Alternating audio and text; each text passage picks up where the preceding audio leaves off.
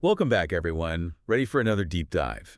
Today, we're going deep into some Chinese mythology. Oh, yeah. You brought some seriously cool stuff about Xuanming. He's like a total powerhouse water deity. A really fascinating figure. Definitely not your average water god. No kidding. From what I've seen, he's huge in ancient Chinese beliefs about like the whole balance of nature. Exactly. He's got this epic showdown with the fire god, some tension with the Emperor of Heaven. And a secret identity. What's that about? We'll get to that. All right, let's dive in.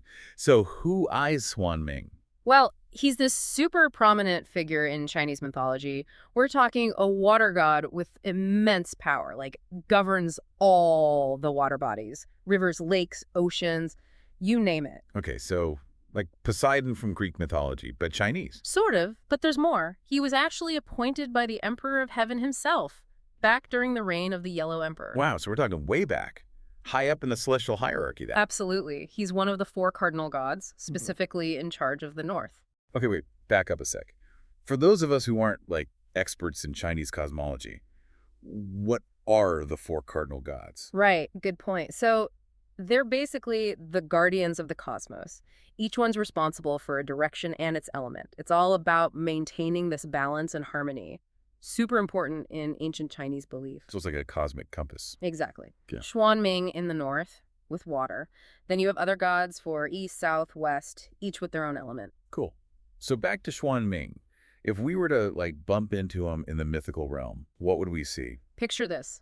He's chilling in the Xuanming abyss in the north, wearing black armor and a dark crown, and of course he's got this water god token. Talk about an entrance. All that black armor and a crown. Symbols of power and authority. I can see why Zhu Rong, the fire god, felt kind of threatened by him. Oh, definitely. And now, imagine this. There's this severe drought plaguing the land. Crops are withering, rivers are drying up. People are suffering big time. Classic hero setup. The people need someone to step in and save the day. Exactly. Xuanming, being the compassionate god he is, decides he's got to intervene. He ascends to the heavens, gathers the clouds, and commands the rain. Just like that. Wow.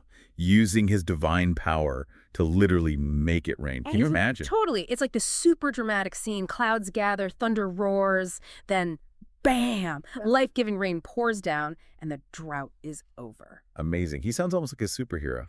But defying the natural order probably has consequences, right? Oh, yeah, big time. And that's where the fire god Zhu Rong gets involved. He's like, hey, who do you think you are, causing rain without the emperor's permission? So it's not just a battle of fire and water, but like a whole power struggle. Right. You've got divine authority on one side, human need on the other, and in the middle of all that, you have Xuanming shaking things up. The story's got it all. So what happens next? Well, things escalate quickly. We're talking a full-on battle between fire and water. Imagine the heavens are, like, shaking. Yeah, and it's interesting because Xuanming's defiance shows how some ancient cultures prioritize human needs over strict divine law, especially when it came to essential things like water. Yeah, like he was saying, look, rules are rules, but people are dying. I have the power to help, so I'm going to help. Exactly. So how does the Emperor of Heaven handle this whole mess? Well, he steps in to mediate.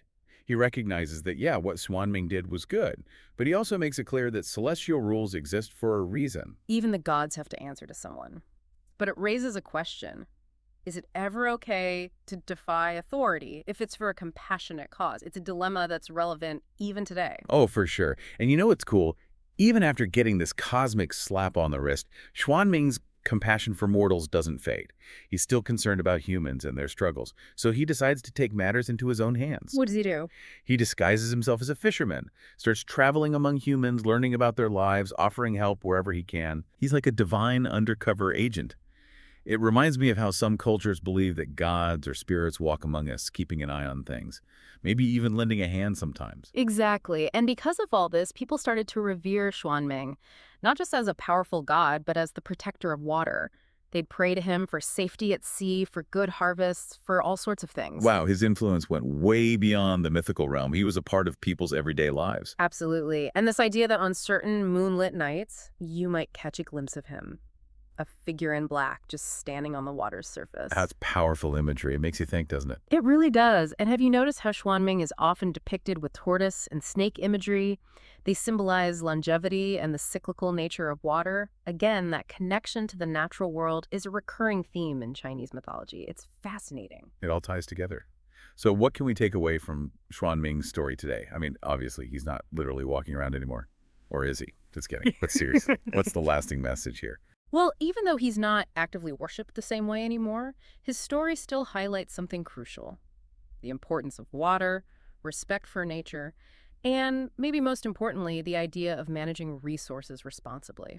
Especially now, with everything going on with the climate and water shortages. Exactly. It's almost like Xuanming's tale is a cautionary one. A reminder that we have to be wise and think ahead when it comes to this precious resource, because once it's gone, well, it's gone. Wow. Deep stuff. You brought a fantastic story for this deep dive. Xuanming is so much more than just some cool myth. He reflects how profoundly ancient Chinese culture understood the power of water, its importance. And maybe there's some ancient wisdom there for us to learn from, even today. Couldn't agree more. So next time you see a full moon hanging over the water, take a moment to remember Xuanming. And hey, if you happen to see a guy in black armor out there walking on the waves, Let us know. definitely let us know. Until next time, everybody. See you then.